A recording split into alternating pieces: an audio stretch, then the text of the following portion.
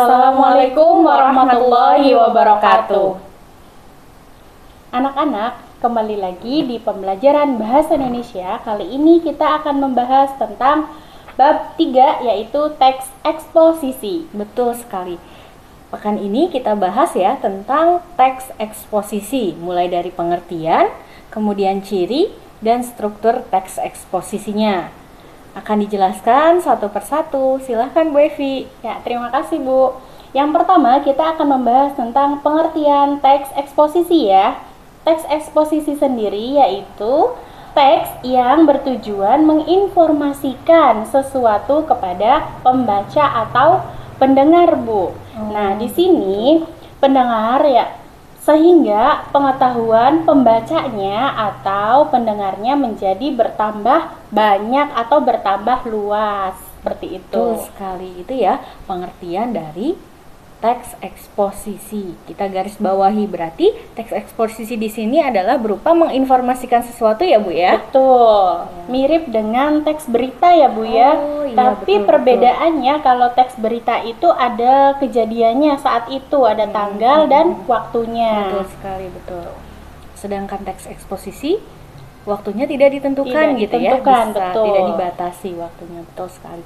Nah, berikutnya yaitu ada ciri-ciri teks eksposisi. Cirinya yang pertama yaitu berusaha menjelaskan sesuatu dari teks tersebut.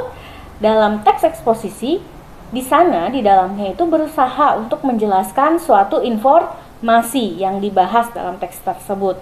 Ciri yang kedua yaitu gaya tulisan bersifat informatif. Jelas ya, gaya tulisannya harus bersifat informatif atau memberitahukan gitu.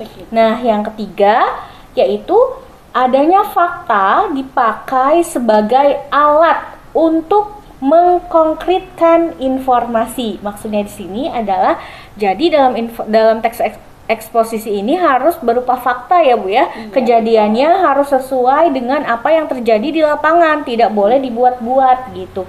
Nah, dalam fakta ini tujuannya adalah untuk membuktikan sebagai pembuktian bahwa kejadian atau hal-hal tersebut memang benar-benar terjadi atau sesuai dengan faktanya. Seperti itu ciri-cirinya. Nah, ya, itu ciri-ciri teks eksposisi ya anak-anak.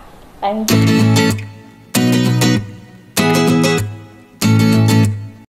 Yang ketiga kita bahas tentang struktur teks eksposisinya.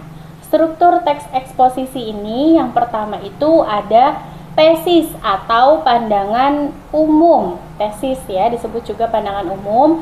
Di sini isinya itu berupa isu yang sedang terjadi. Jadi permasalahan yang saat ini sedang marak diperbincangkan gitu ya, isu.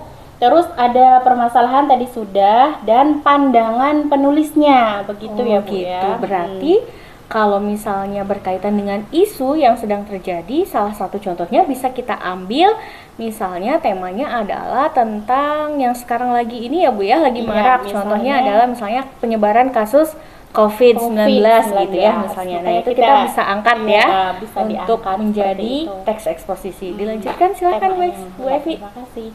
Tadi yang pertama ada tesis ya strukturnya.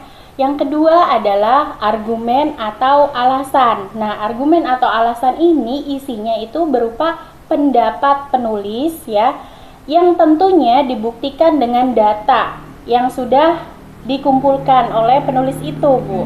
Nah, kemudian juga harus sesuai dengan fakta yang sedang terjadi gitu. Sesuai ya dengan ciri-ciri tadi ya. Betul. Bahwa dalam teks eksposisi memang harus dibutuhkan fakta. Faktanya bisa berupa data dan pendapat. Betul sekali. Dan lanjut dulu, kita struktur eksposisi yang ketiga ya. Yang ketiga ini ada penegasan ulang. Isinya itu berupa simpulan dan rangkuman. Jadi simpulan yang kita bahas berdasarkan data dan fakta tadi. Seperti itu. Ada di penegasan ulang. Begitu ya. Itu adalah struktur teks eksposisi. Nah, bagaimana? Sudah lebih paham tentang teks eksposisi? Nah, baik. Untuk menggali kemampuan kalian dalam memahami teks eksposisi, tentu saja kita akan berikan latihan ya. Jadi kalian nanti akan berlatih mencari struktur teksnya ya, sesuai dengan ciri-ciri dan struktur teks dari eksposisi. Ya, berikut anak-anak kita contohkan dulu ya Bu ya. Ya, terima kasih. Simak ya contohnya.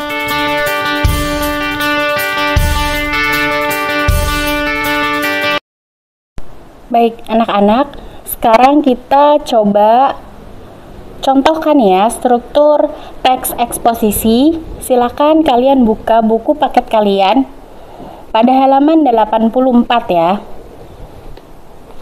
Nah, di sini Ibu akan jelaskan struktur teks eksposisi. Yang pertama adalah tesis atau pandangan umum. Tadi kan sesuai isu atau permasalahan yang sedang terjadi ya, atau pandangan penulisnya.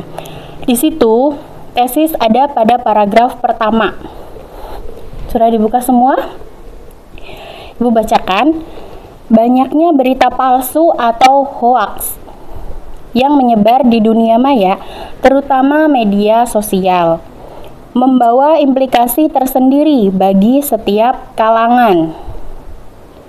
Bagi kalangan remaja, maraknya berita palsu perlu mendapatkan perhatian tersendiri.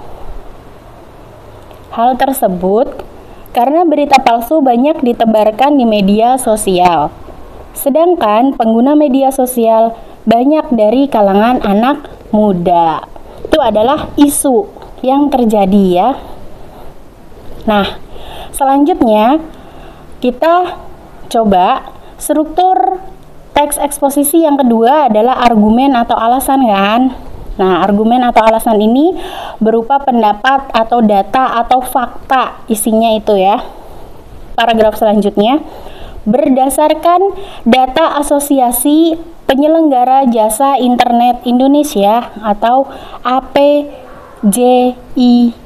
disingkat ya.